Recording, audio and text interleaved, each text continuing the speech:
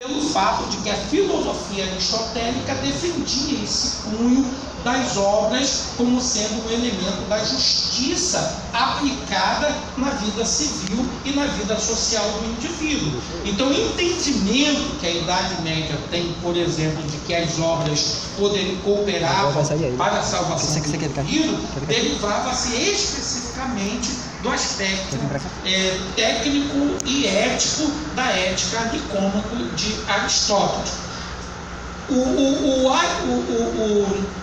Lutero, no entanto, ele era um profundo conhecedor de Aristóteles, a ponto de ele dizer que nem o Papa e nem os orelhudos do Papa, é assim que ele fala, orelhudos, chamando os teólogos do Papa de burro, nem o Papa, nem os seus orelhudos entendem mais de Aristóteles do que eu.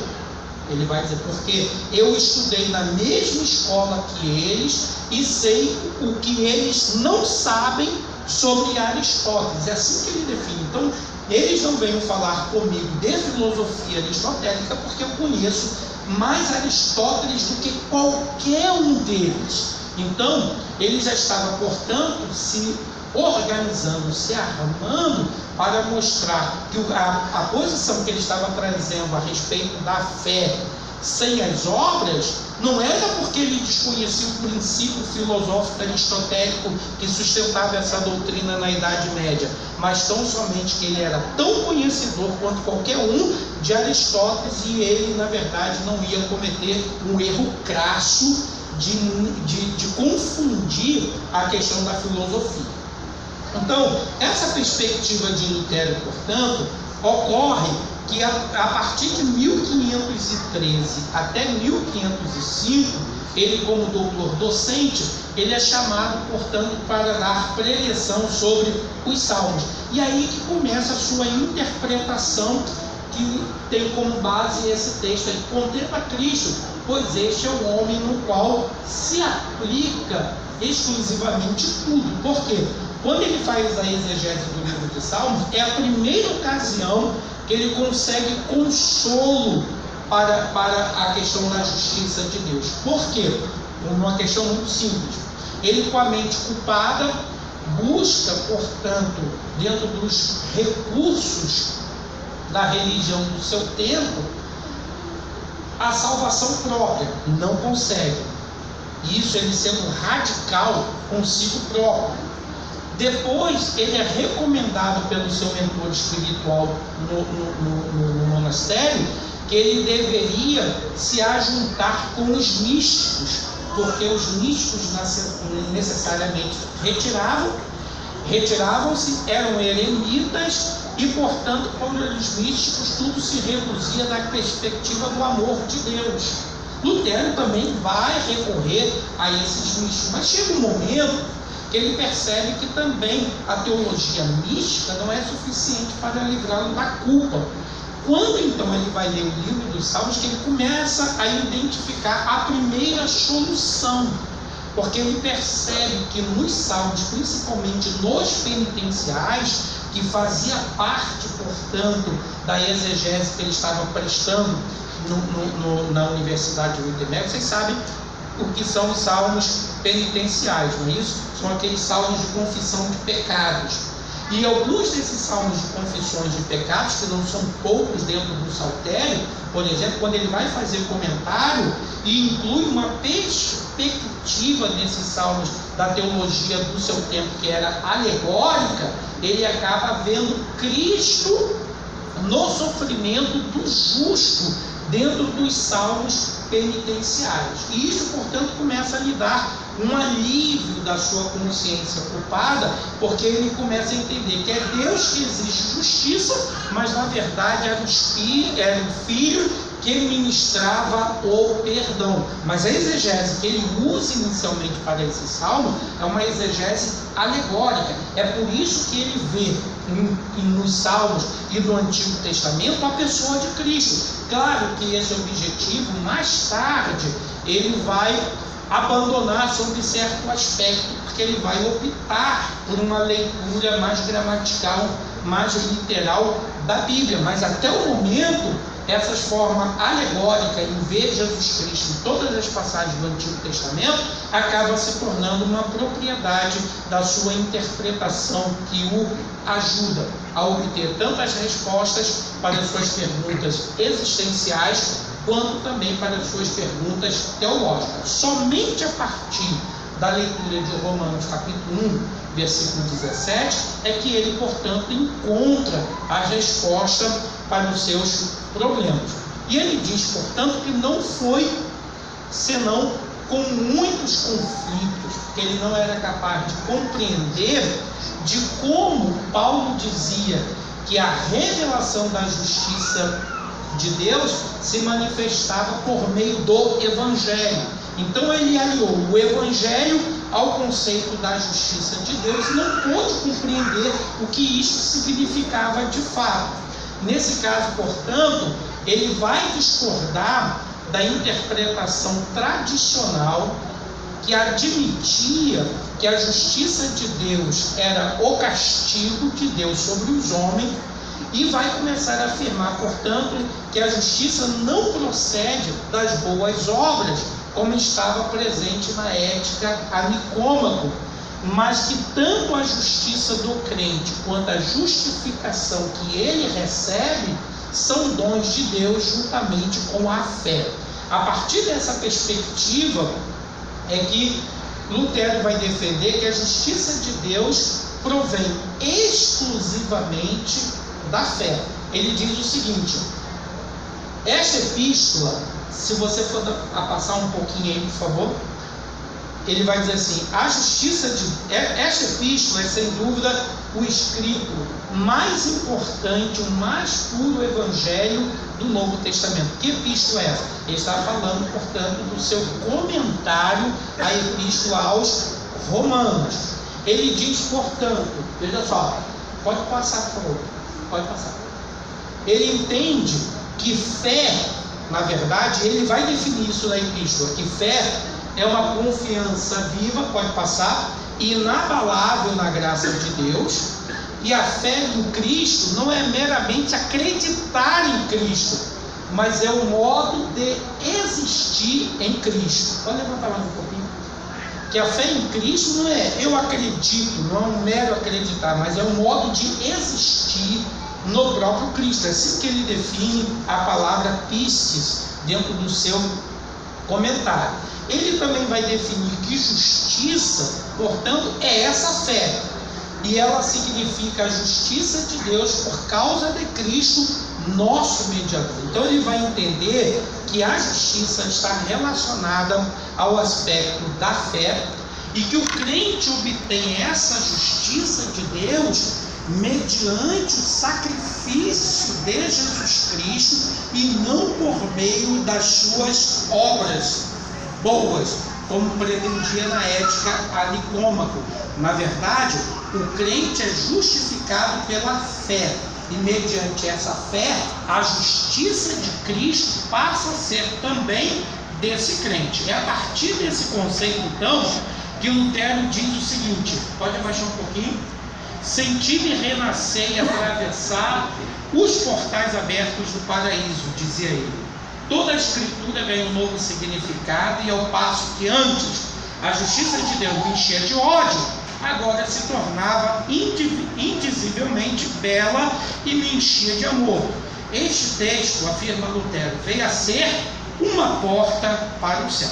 Os irmãos devem lembrar bem que a epístola de Paulo aos Romanos teve um impacto muito profundo, não apenas sobre Lutero, mas a própria conversão de John Wesley se deu quando John Wesley sentou no fundo da igreja metodista e o pastor abriu o prefácio de Lutero à epístola aos Romanos, e o pastor, lendo o prefácio da epístola de Lutero aos Romanos, é que o John Wesley disse que teve, a partir da leitura daquele prefácio, um encontro com o próprio Deus, e a sua vida nunca mais foi a mesma.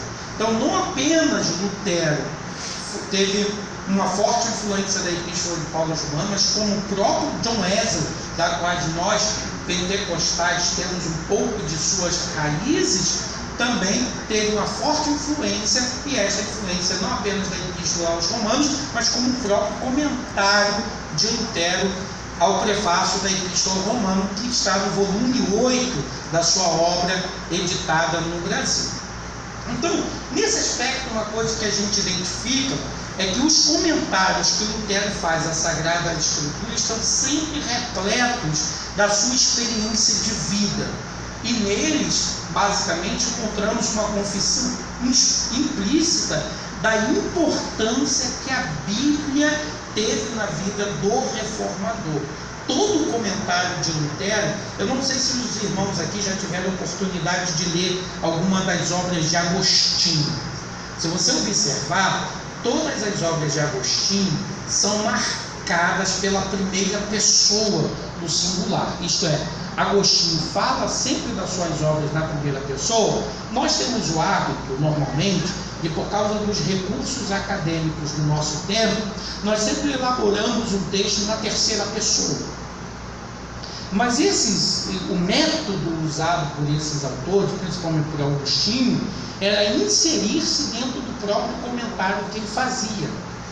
Então, o Lutero, como sendo, portanto, da tradição agostiniana, porque ele era monge agostiniano, ele emprega também para a sua escrita as mesmas formas também do próprio Agostinho, de se incluir nisso. Se você for ler Tomás de Aquino, você vai ver que Tomás de Aquino é completamente diferente de Lutero na forma de escrever, como é também diferente de Agostinho, porque você não vê nas obras de Tomás de Aquino ele se incluindo dentro do texto na primeira pessoa, mas Lutero, como pertencente à tradição de Agostinho, sempre faz como mentor da sua ordem fazia, incluindo-se sempre. E por isso, toda a interpretação que Lutero faz da Bíblia sempre tem um elemento de sua própria experiência envolvida dentro do texto. Aqui eu ouso dizer que estão justamente aquelas sementes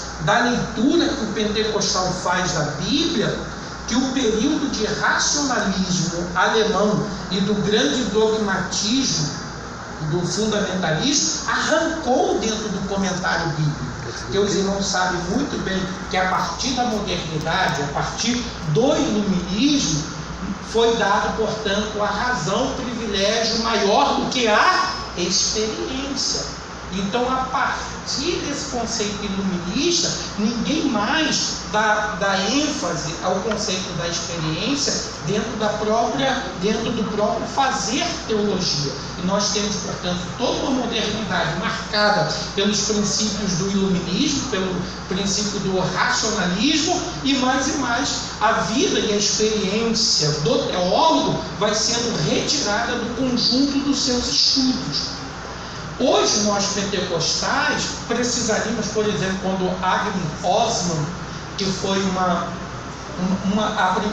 a primeira mulher do Instituto Bíblico Bethel, lá em Topeka, com Charles Fox Parham, ela ensinando 6 anos, ela já ensinava no Instituto Bíblico 6 anos teologia. Foi uma das primeiras mulheres a dar aula de teologia dentro do contexto moderno. E quando ela recebe o batismo do Espírito Santo, ela diz numa carta enviada por um amigo o seguinte: li várias vezes Atos dos Apóstolos e nunca tive a compreensão do batismo com o Espírito Santo com evidência em falar noutras línguas. Somente depois que eu recebi esta gloriosa promessa é que eu fui entender que o batismo com o Espírito Santo se faz acompanhar com falar noutras línguas conforme o Espírito Santo concede. O que fez Agnes Osman? Já tinha o conhecimento do texto, que ela era professora, e a partir da sua experiência, ela releu o texto e a partir de então foi buscando no texto confirmação de que a sua experiência estava correlata ao sentido da Escritura. Esse princípio que Agnes Osborn usou em 1902, que é um princípio que nós, pentecostais, deveríamos continuar usando, na minha opinião, você pode discordar de mim, tem toda a liberdade para isso, era um princípio que estava presente em Agostinho e estava presente também em Lutero. Por isso, nos comentários de Lutero, vaza especificamente a sua existência, o seu ser existencial, o seu conceito, o seu eu lírico, a sua pessoa e a sua experiência. E nesse caso, ele sempre faz confissões explícitas da importância que a Bíblia tinha para a sua vida.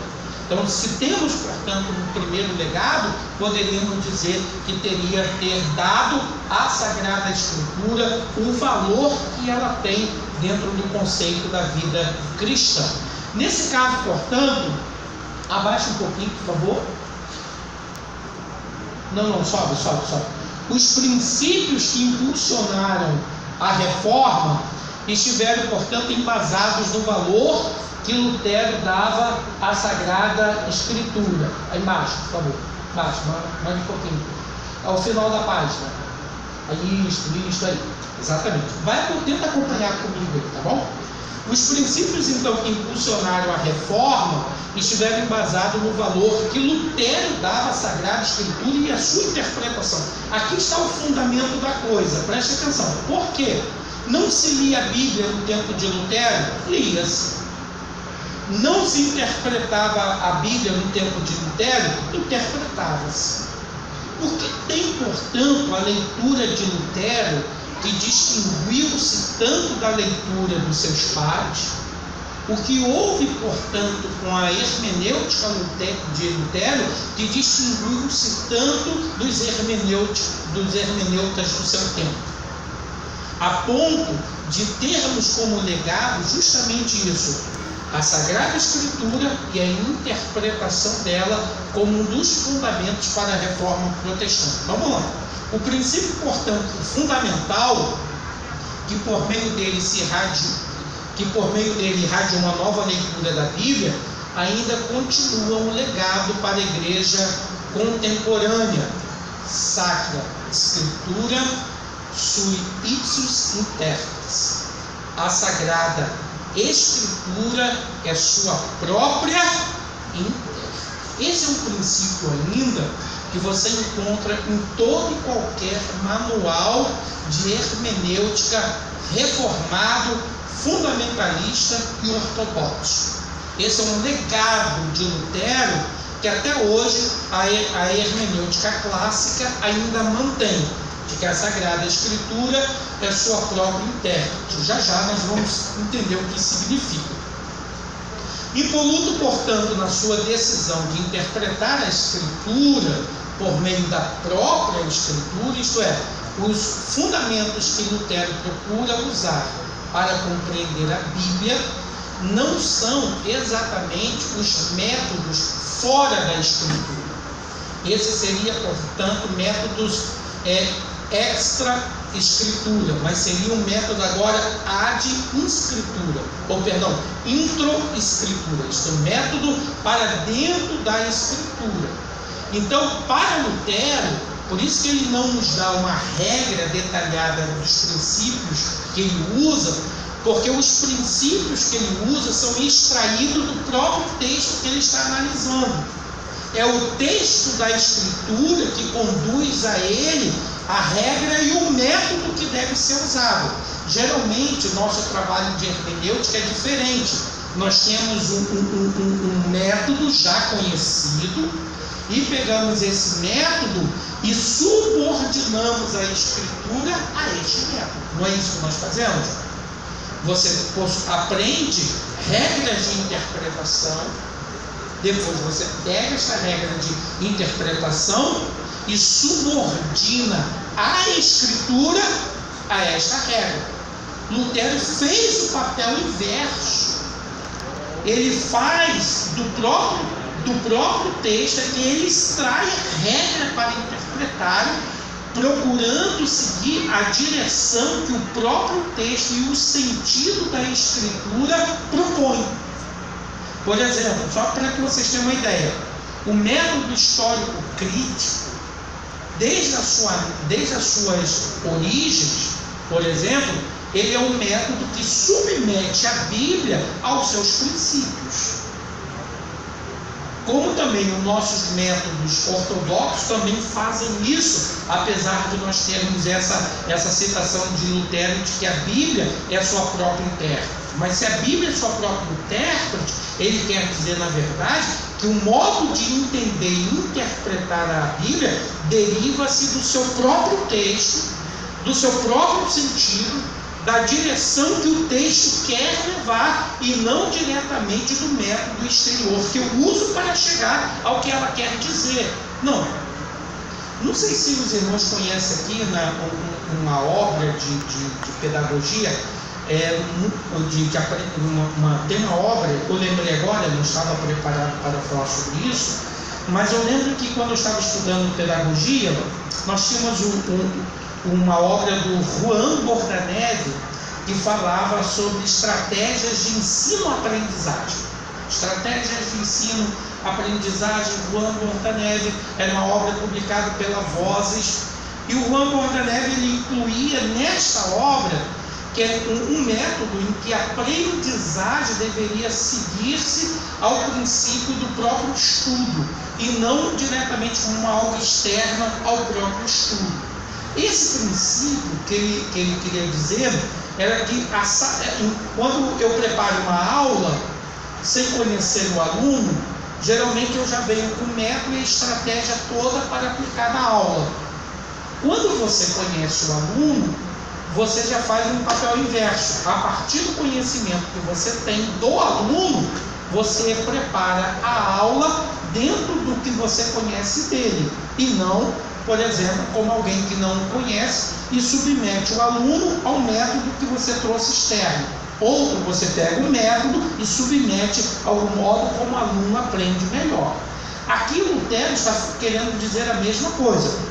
Falando a Bíblia como a sua própria intérprete, a interpretação da Bíblia deve seguir a direção que o próprio texto dá, e não normas e regras externas, exteriores, que eu submeto à Bíblia aquele princípio. Porque isso já estava acontecendo no tempo de Lutero. Tinha o quadrilátero hermenêutico, usado na Idade Média no tempo de Lutero, e pegava-se o texto da Bíblia e submetia ao quadrilátero hermenêutico, que eu vou falar dele. E Lutero, o que ele faz? Um trabalho inverso. Ele parte da Bíblia, buscando no próprio texto as direções de sentido que o texto conduz. Gente, nada mais do que um pós-moderno essa forma de interpretação. Vamos continuar então. Então, por exemplo, na Dieta de Worms, olha só o que ele diz, portanto, sobre a sua decisão de fazer valer o seu pensamento a respeito do que a Escritura dizia. Ele afirmou, veja aí, a não ser que alguém me convença pelo testemunho da Sagrada Escritura com razões decisivas, não posso retratar. Isto é, quando ele foi convocado a comparecer na Dieta de Worms para negar a sua preleção, os seus ensinos e as suas teses. Pois não creio nem na infalibilidade do Papa, nem na dos concílios, porque é manifesto que frequentemente se tem equivocado e contradito. Fui vencido pelos argumentos bíblicos que acabo de citar, e minha consciência está presa na palavra de Deus. Que significa que a Escritura é intérprete da própria Escritura. Lutero, portanto, procura dentro do próprio texto a direção que o texto indica para interpretá-lo, e não usa o quadrilátero hermenêutico do seu tempo, que era externo à Bíblia e, portanto, submetia a Bíblia ao método. Aqui, Lutero nos mostra outro caminho, O método está subordinado à Bíblia, porque a Bíblia é superior ao método. E aí foi justamente a direção que depois de Lutero a hermenêutica histórica crítica acabou seguindo de modo diferente do conceito reformado de Lutero. Ou seja, o método é a priori. Você precisa conhecer o método e submeter a Escritura a esse método. Lutero ele inverte toda a questão e diz: se não me convencer pela própria palavra de Deus que eu estou equivocado, eu não vou abrir mão de nenhuma só de minhas teses, nenhuma só de minhas palavras. Então, ele estava, portanto, convencido pela Escritura que tudo que ensinou e escreveu está fundamentado na própria Escritura. Importante, se alguém desejasse demovê-lo, deveria apresentar igualmente uma exegese segura do texto bíblico que seja capaz de mostrar a falácia das argumentações de Lutero, e isso caso haja. Portanto, ele estava cônscio, na verdade, que apenas a Escritura é capaz de afirmar e decidir sobre a falsidade ou verdade de alguma doutrina. Ninguém pode definir doutrina no cristianismo a parte da Escritura. Ninguém pode definir o que o crente deve crer, de como ele deve agir e de como ele deve ser a parte da Escritura. Tudo tem que estar fundamentado na Escritura. Então, esse conceito de Lutero, portanto, ainda nos serve como um princípio para hoje, onde cada vez mais as igrejas se parecem mais com seu pastor. Cada vez mais. Por exemplo, eu lembro que quando eu estava com o pastor em Joinville, o pastor lá da nossa congregação quis disciplinar um jovem da igreja, porque o jovem passou lá no pátio da igreja cantando hino, assobiando. E ele: por que quem canta hino assobiando é o diabo? Eu falei: Nelson, não falei o nome dele. Eu falei: Nelson, essa ideia do Senhor parece quando a gente era criança, que ficava ouvindo aquelas lendas. Lembra daquelas lendas que a gente... Eu conto, lembra daquelas lendas que a gente ouvia, que Jesus era carpinteiro e criou um instrumento para serrar a madeira, e o diabo foi lá, tentou enganá-lo e fez uma porção de dentinho, e acabou que isso acabou criando serróide. Essas coisas lendárias, coisas que não existem, história de Karoshi. O senhor está querendo dizer, você acha que o diabo anda cantando hino aí, assobiando para tudo que é canto? Isso é coisa antiga, isso daí é historinha, carochinha, é lenda, é mentira. Então, quer dizer, ele queria excluir o cara porque não gostava de uma questão que não tinha fundamento nenhum. Eu usei essa questão aqui absurda, que isso é um absurdo, mas foi um dado real. Usei esse dado absurdo para dizer justamente isso. Lutero diz: isso não tem fundamento, você não tem que obrigar o crente com uma coisa que a Bíblia não diz. Está dando para entender o que a ideia de Lutero? O compromisso do crente é com a Bíblia. Então, o que a Bíblia diz, eu tenho que viver, eu tenho que fazer, eu tenho que falar, eu tenho que executar. Mas se ela não diz nada, eu estou livre. É o argumento que ele usa contra o dogma da intercessão dos santos da Igreja Católica. A primeira coisa que ele diz, que não se deve aceitar o dogma da intercessão dos santos, porque a Bíblia não diz nada disso. A Bíblia não diz, então não tem que ensinar como doutrina para ninguém. Está dando para entender? É isso aqui que ele quer dizer. Então a Bíblia, para Lutero, é o fundamento para aquilo que o cristão deve crer e ensinar e viver. Por isso mesmo, ele entra em acordo com o concílio, principalmente de Atanásio, que foi o primeiro a definir a Sagrada Escritura como cano normativo de vida e prática para a vida do cristão, isso em 350 depois de Cristo. Então, o desprezo e desrespeito de Lutero contra seus detratores está patente toda vez que ele questiona aqueles que procuram contestar sua tradução e interpretação da Bíblia. Numa dessas ocasiões, ele disse: papista e burro são a mesma coisa. E o texto dele está cheio de ironia desta forma, dessa maneira ofensiva de chamar o Papa e também os seus exegetas de burros. Em todo momento eles... Então vamos lá. Sobre essa perspectiva, então, vamos rapidamente para compreender esse legado, em que está a força da exegese, da hermenêutica de Lutero, para a gente poder entender isso, como era o conceito da teoria hermenêutica antes de Lutero. Eu não vou enfadar vocês sobre esse conteúdo, porque afinal de contas, modéstia em anexo é um assunto que eu domino muito bem e poderia ficar falando aí tempos e tempos sobre isso, mas eu fiz uma síntese rápida para a gente poder entender. Olha só, o conceito que nós temos hoje de hermenêutica é um conceito completamente moderno. Ok? Um conceito completamente moderno. Para que você possa ter uma ideia, a palavra hermenêutica, quando é empregada pela primeira vez com o sentido técnico de interpretação de texto, é em duas ocasiões. Na primeira, quando Johann Bannhauer, em 1650, utiliza a palavra hermenêutica pela primeira vez para falar de técnicas de interpretação do texto bíblico. Presta atenção. Depois da Reforma, acontece um movimento muito diferente, porque agora todo mundo pode interpretar a Sagrada Escritura e ninguém mais usa a tradição católica para interpretar a Bíblia.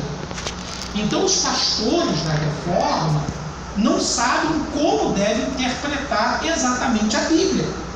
E aí Johann Bannhauer, na data que eu disse, isso eu falo no meu livro Hermenêutica Fácil e Descomplicada, pela primeira vez cria um livro para ensinar técnicas e regras de interpretação da Bíblia. Isso muito tempo depois de Lutero, depois da Reforma ter andado. Ok? Esse conceito que ele usa é um conceito realmente moderno, porque até o tempo de Lutero a hermenêutica não tinha esse conceito. Por exemplo, quando o Aristóteles, no seu tratado hermenêutico da interpretação, ou peri-hermeneia, emprega a palavra hermenêutica, eles não está se referindo a um conjunto de normas, a um conjunto de técnicas de interpretação, mas uma hermenêutica do discurso, da oratória, da expressão, da estilística. Seria o seguinte: a retórica, na retórica, o indivíduo, portanto, tem que se subsidiar de argumentações do discurso para convencer, para justificar, para defender, para atrair a atenção. Então, a peri-hermeneia de Aristóteles é nada mais, nada menos do que a apresentação dos recursos que se pode usar na oratória, como metonímia, como parábolas, o uso da linguística, do uso do verbo, do predicado, de como se coloca. Não é, na verdade, normas para interpretar, é, na verdade, conceitos para poder expressar com mais elegância e poder convencer melhor a pessoa.